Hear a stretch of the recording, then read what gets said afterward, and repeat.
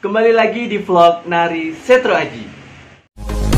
Assalamualaikum warahmatullahi wabarakatuh. Bagaimana kabar teman vlog Nari Setro Aji? Semoga semuanya dalam keadaan sehat-sehat saja. Dan Nari juga berharap semoga hari ini ada satu kesuksesan yang sudah bisa diraih oleh teman-teman vlog Nari Setro Aji agar bisa membawa kebahagiaan bagi teman-teman semuanya. Oke, ketemu lagi di vlog Nari Setro Aji. Kali ini saya akan seperti biasa bercerita, berbagi, sharing bareng teman-teman mengenai dunia per-MC-an. Nah, ada beberapa teman yang DM di Instagram saya menanyakan, sebenarnya untuk jadi MC itu ada syaratnya nggak sih? Semuanya di dunia ini pasti bersyarat ya teman-teman ya. Mau masuk sekolah ada syaratnya, mau ikut kompetisi ada syaratnya, ya kan? Mau melamar menikah pun ada syaratnya. Pun dengan menjadi seorang Master of Ceremony atau pembawa acara, ada syarat-syarat yang mungkin tidak tertulis, tetapi itu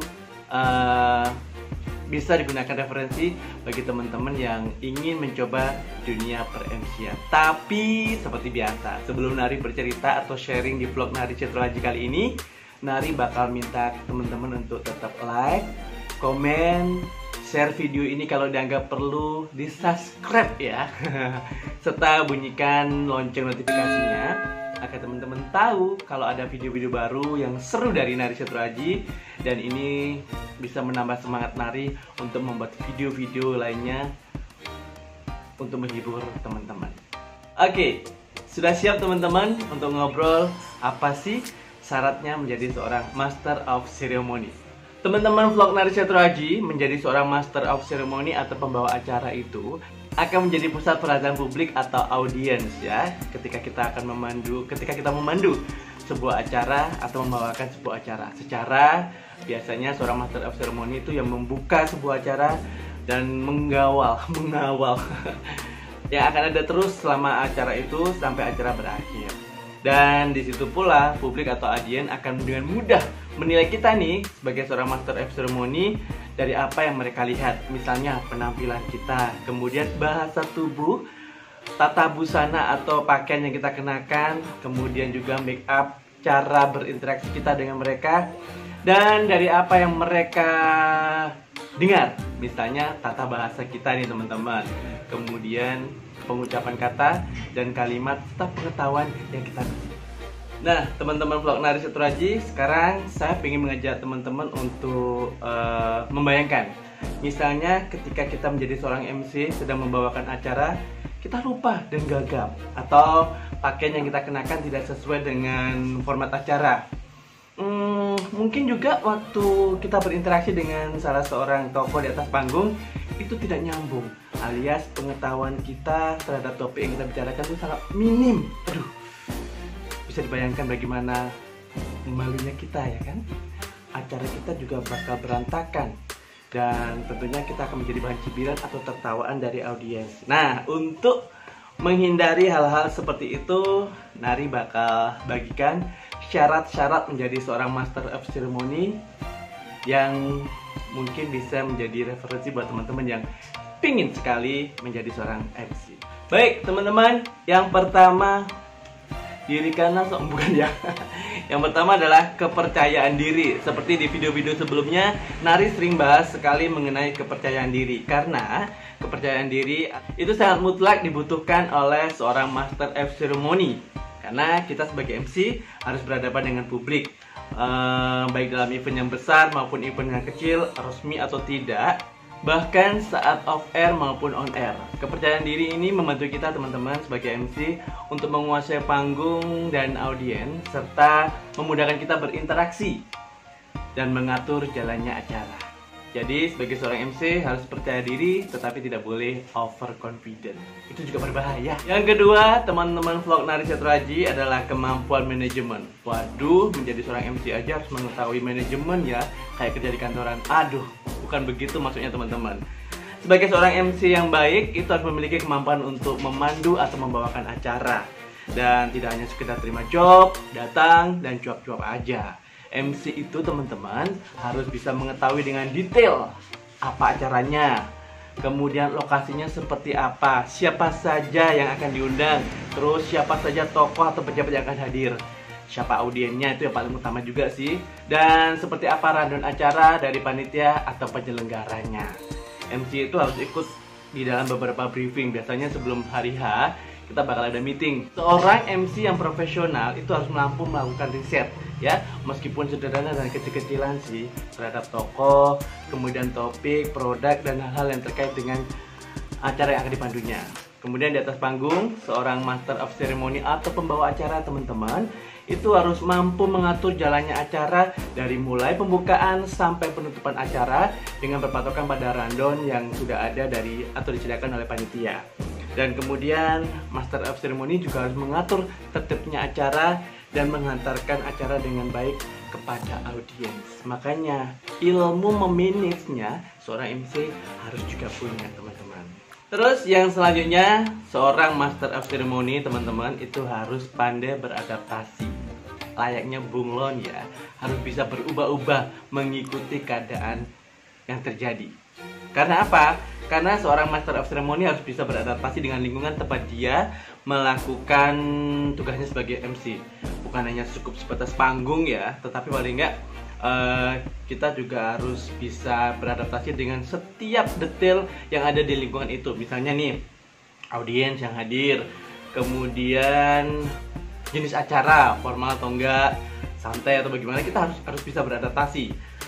Selanjutnya mungkin kalau kita lagi MC high wedding, kita harus bisa beradaptasi dengan stage di mana para pengisi acara yang lainnya juga harus kita berikan kesempatan untuk perform.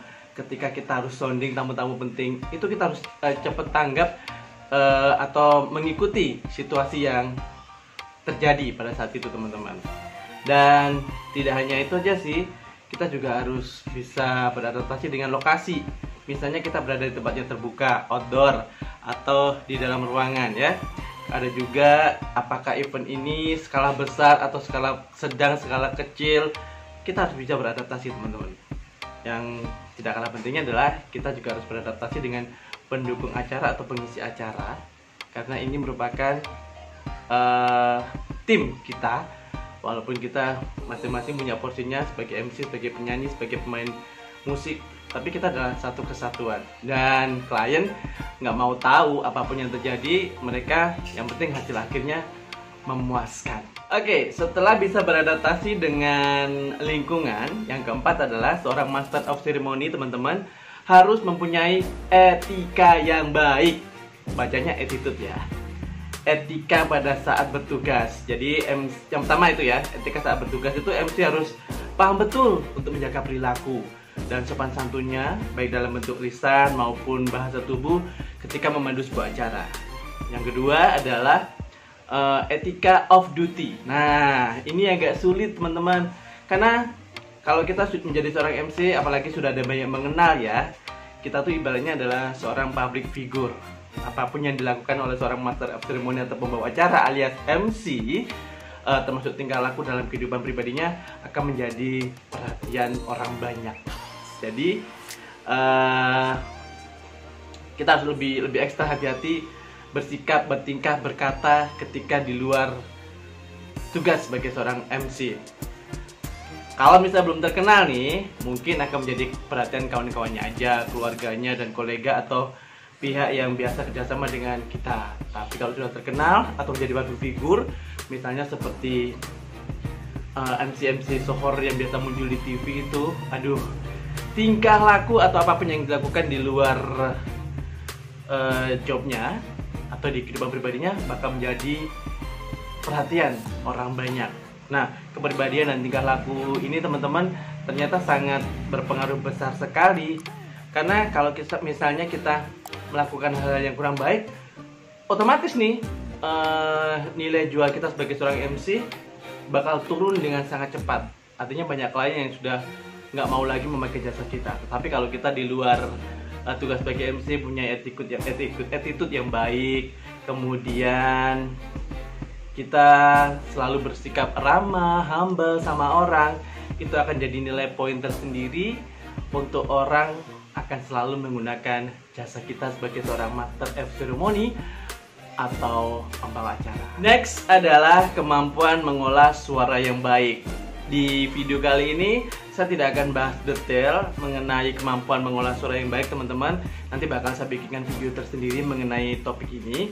Cuman di kemampuan mengolah suara yang baik ini, seorang MC itu harus memiliki jelas ya vokal, karena kita memang ngomongnya pakai modal kita nggak modal suara, jadi ya vokalnya harus yang bagus. Syukur-syukur kalau berkarakter. Kemudian paham intonasi, paham artikulasi jelas a i u e o nya, serta speech. Speech di sini artinya kita kalau ngomong tidak boleh terlalu cepat dan juga tidak boleh terlalu lambat. Artinya harus bisa mengatur atau mengontrol kecepatan berbicara kita. Pernafasan. Kemudian ada juga power, asentuasi, timbre. Nah, ini yang tidak semua memiliki. Seorang MC timbre yang ekspresif ya. Kemudian paham tone, paham phrasing, ada juga infleksi dan ya istilah-istilah mengenai vokal.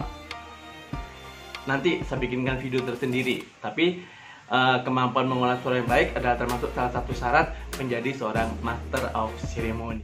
Yang keenam, penggunaan atau penguasaan bahasa yang baik dan benar. Sebagai seorang Master of Ceremony, dituntut kita itu mampu mengucapkan setiap kata dan kalimat dari bahasa manapun dengan baik dan benar, teman-teman. Baik itu bahasa asli Indonesia maupun bahasa asing seperti bahasa Inggris. Seorang MC juga harus mengetahui tidak hanya bahasa formal saja, tapi juga harus bahasa-bahasa lain atau bahasa-bahasa di bidang lain seperti ilmu pengetahuan, teknologi, dan lainnya yang terkait dengan acara yang dipandunya. Dan juga tidak kalah pentingnya, sebagai seorang Master of Ceremony itu harus selalu up to date bahasa. Artinya kita mengetahui bahasa-bahasa kekinian. Apalagi ketika kita diminta untuk memandu acara yang bergenre untuk anak muda, ya kan? Pengetahuan soal bahasa ini, teman-teman, juga terkait dengan bagaimana seorang MC mampu menggunakan bahasa yang komunikatif, praktis, dan efisien.